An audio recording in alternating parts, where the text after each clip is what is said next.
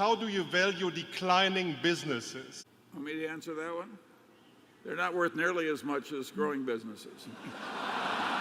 Well, but they can still be quite valuable if a lot of cash is going to come out of them. yeah, generally speaking, it pays to stay away from declining businesses. Yeah. It's very hard.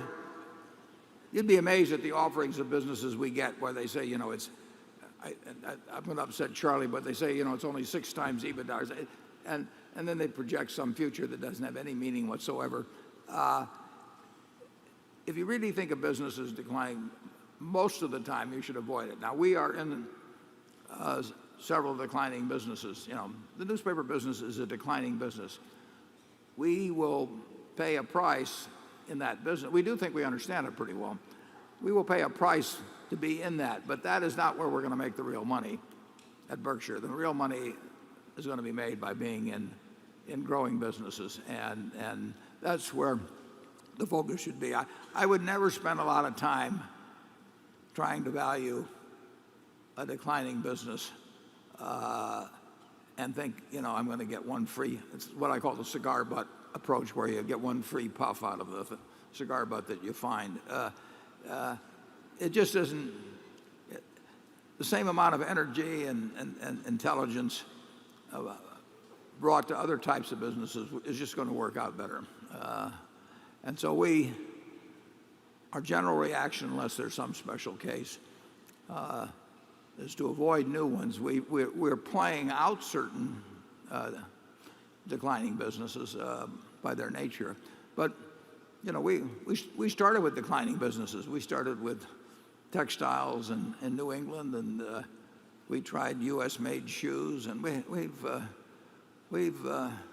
Department store in Baltimore. Department store in Baltimore, Howard and Lexington Trading Street. stamp company. We're a specialist in that. Yeah, we have one business. We have one business that did 120 million or so of sales in 1967 or 8. And what we do last year, about 20,000? Yes. 20,000, yeah. I presided over it myself. Yeah. Well, I want to say I helped. I mean, he didn't do it all by himself. No. I mean, but I've sat there in the location and watched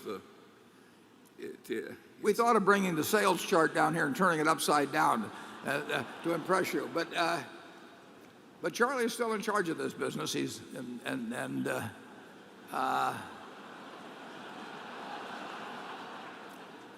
I can't get him to sell it, but make me an offer. But if you think what came out of those 3 declining businesses, all of which failed, it's so many billions. It's hard to imagine how much came out of them. Yeah, we're not looking for an opportunity to do it again. No, but it was in 1966. Maybe we should, because in 1966, Sandy Gottesman, one of our directors, and Charlie and I, we put $6 million into a company. We called it diversified retailing, although we only had one operation. But it's not, it was kind of like Angelo Mazzillo calling his one location, in New York, Countrywide Mortgage at the time. And we bought a department store at Howard and Lexington Street. Now, in our defense, I would have to say there were 4 department stores at Howard and Lexington Street in Baltimore, and all 4 of them are gone.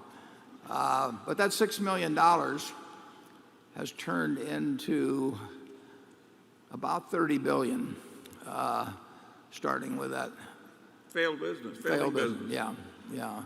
And of course, Blue Chip Stamps was another example of that, because that was another company and then of course Berkshire was the textile business. So we were sort of masochistic in the early days.